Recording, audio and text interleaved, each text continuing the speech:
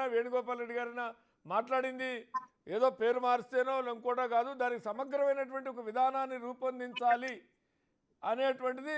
ఆ, భూ సర్వే అనేటువంటి సమగ్ర సర్వే లేకుండా, మ్యాపింగ్ చేయకుండా మనం ఏం చేసినా మళ్ళీ కథ మొదటికే వస్తుంది అనేది. యా పివి శ్రీనివాస్ గారు, మీకు ప్యానెల్లో ఉన్న పెద్దలందరికీ కూడా నమస్కారం. అయితే సమగ్ర భూమి సర్వేతో పాటు మిగతా అంశాలు కూడా ఉండాలనేది అందరి అభిప్రాయంగా ఇప్పుడు మనకు వినబడుతున్నది. గతంలో కూడా మేమందరం కూడా భూ సర్వే లేకుండా జరిగితే కూడా అసమగ్రంగా ఉంటుంది, దాంట్లో సమస్యలు ఉంటాయి, పాత పంచాయతీలు అట్నే ఉంటాయనే ఉద్దేశంతోనే ఈరోజు గతంలో కూడా మేము బీఆర్ఎస్, ఇప్పుడు మిత్రుడు మా రవీంద్ర అన్న చెప్పినట్టుగా ధరణి అనే దాన్ని ఎందుకు మార్చాలనో కూడా చాలా సమావేశాల్లో కూడా మేము చెప్పడం జరిగింది.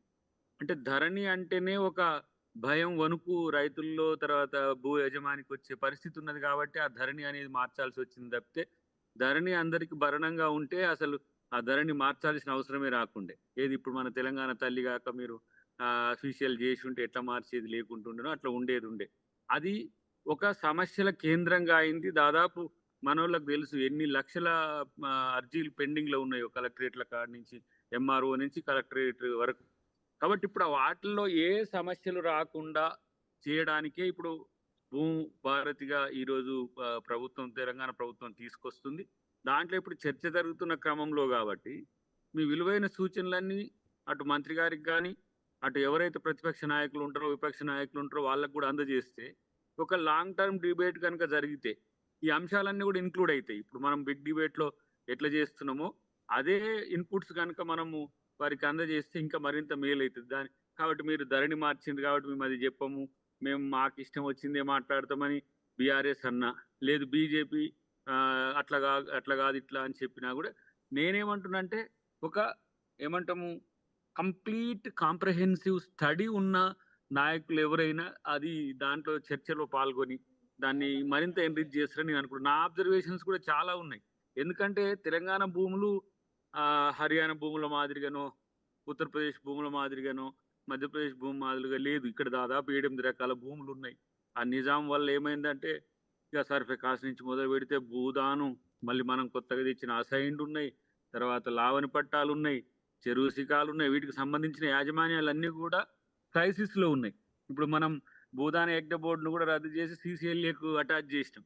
సో ఇలాంటివి కొన్ని కాంప్లికేషన్స్ ఉన్న పరిస్థితుల్లో ఫస్ట్ భూ సర్వే కనుక జరిగితే ఏ భూమి లీగల్గా టైటిల్ హోల్డర్గా ఉండడానికి అవకాశం ఉంది, ఏ ఏ భూమి టైటిల్కు అవకాశం లేకుండా కన్ఫ్యూజన్ లేకపోతే కంజెషన్ ఉన్నదో వాటిని కనుక మనం సెలెక్టివ్గా చేస్తే, ప్రొహిబిటెడ్ది ఇది డిఫరెంట్ ఉన్నది 38 సంథింగ్, నేను చాలా చూస్తున్న దాంట్లో పరిష్కారము అవడానికి అవకాశం లేని ఈ తర్వాత కొన్ని కాందిశీకుల భూములకు సంబంధించిన సమస్యలు కూడా వస్తున్నాయి.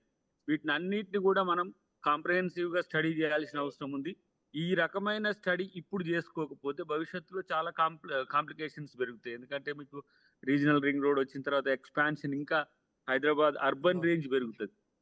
దానికి సంబంధించిన అంశంలో దాదాపు ఒక 2-3 వేల గ్రామాల లేకపోతే ఆ ప్రాంతాల సమస్యకు కూడా మారే అవకాశం ఉంది. రీజనల్ రింగ్ రోడ్ నుంచి ఇంకొక 10-20 కిలోమీటర్ల వరకు కూడా నెక్స్ట్ 10 ఇయర్స్లో, ఫోర్త్ కమింగ్ ఇయర్స్లో కొన్ని సమస్యలు వస్తాయి. కాబట్టి దాన్ని దృష్టిలో పెట్టుకొని ప్రభుత్వం చేస్తుంది. కాబట్టి ప్రతిపక్షాలైన విపక్షం అంటే ముఖ్యంగా బీఆర్ఎస్ దానికి ఏదో ధరణిని మారుస్తుండ్రు, భూభారతిగా మారుస్తుండ్రు కాబట్టి మేము చేతులు ముడుచుకొని కూర్చుంటాం అనుకోకుండా ఇంకా మీ అబ్జర్వేషన్స్ పెంచి సభలో వాటి విషయాల్లో కొంత ఆసక్తికరమైన చర్చ కాదు, క్వాలిటేటివ్ చర్చ.